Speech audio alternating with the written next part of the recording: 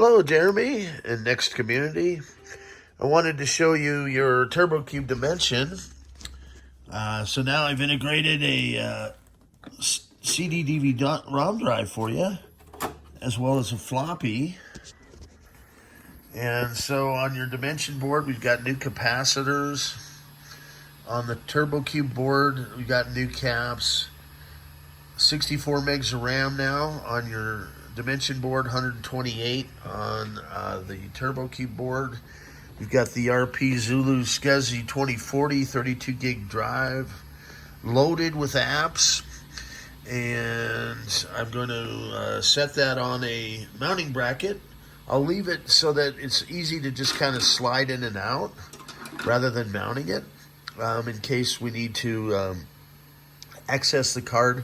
It's so much easier to just take the back off and then have the card and then just do the swap. I'll teach you how to do a backup. That'll be one of the first things that we'll want to do. And I'm going to include a backup as well, SD card, and I'm going to tape it right up in here. So it's going to go through the boot process. SCuzzy's passed. And then it should find it found the floppy. Successfully mounted the next step CD, so the CD DVD is working great. It's going to continue to log in.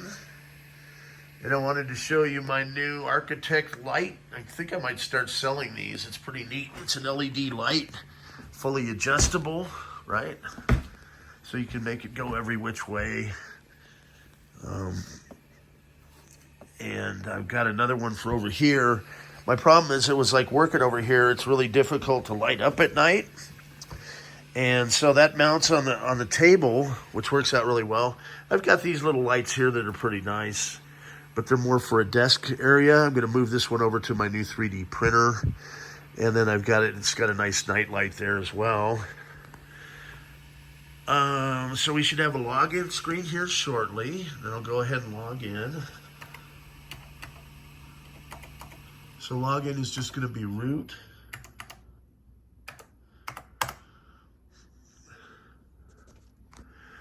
All the peripherals are already on the way. So in this box is going to be your cube, the flat panel monitor stand, and the mouse.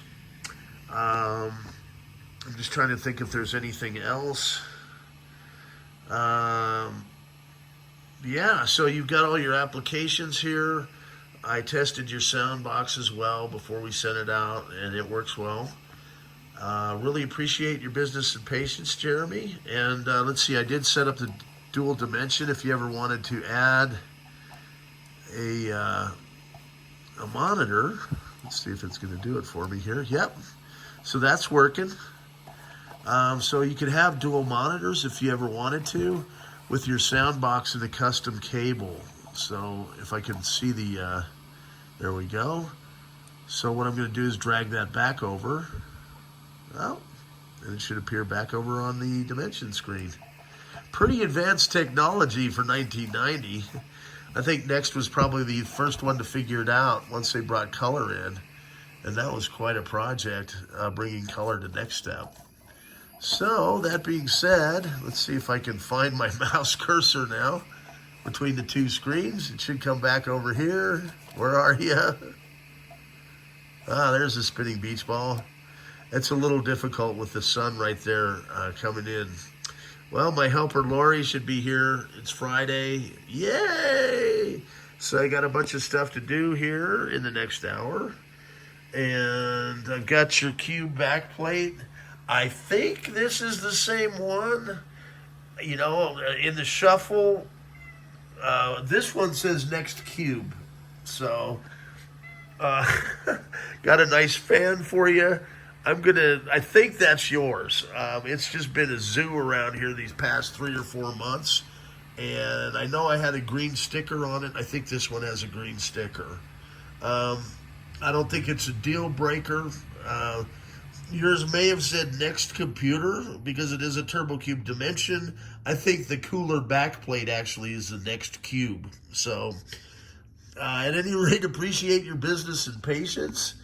and have a wonderful day. I've got my Bamboo Labs, so I've started 3D printing parts for NeXT, which is neat. All my filaments came in, so I'm going to be able to do, we've got a lane over in Luxembourg that's been creating a lot of 3D parts I can print, as well as other makers. And in fact, I think we will be able to 3D print an entire cube, right? Case to spec from scratch. Now, me having the software now too, I can really go in and fine tune things on the drawings. I'm pretty good with CAD. So this is going to be very fun for me as well. So if you get something like the spinning beach ball, be patient. We've just loaded up the equivalent of 6 hard drives and thousands of applications. When you make a backup, you're just going to take the SD card over to your modern Mac or PC. See how the arrow key comes back. And make a backup, and you can copy just the first 2 partitions, so it's not emulating 6 hard drives now. Your old scuzzy drives were toast. That happens after 35 years. Now you won't recognize the system because it's nice and quiet outside of the CD, DVD. Oh, to eject a CD or floppy disk, you just go up here in the OS, right? And you can highlight it as well. Let's see, we should have an icon on the shelf. In this case, it's Next Step 3.0. When you highlight it, it'll give you that eject up in the operating system. So when you click that, eject, it's nice having the CD, DVD internal now too. It'll eject if I've done everything right through that hole. Yep, that works great. And then the other thing I wanted to test was the floppy. And I believe that's just like a boot floppy. And I think it will auto-eject when I log out. So let's try that. I'm going to just go back over here. Log out. You can also do it from the operating system. But just as a fail-safe, I want to see if I can see my arrow key. There we go. Log out.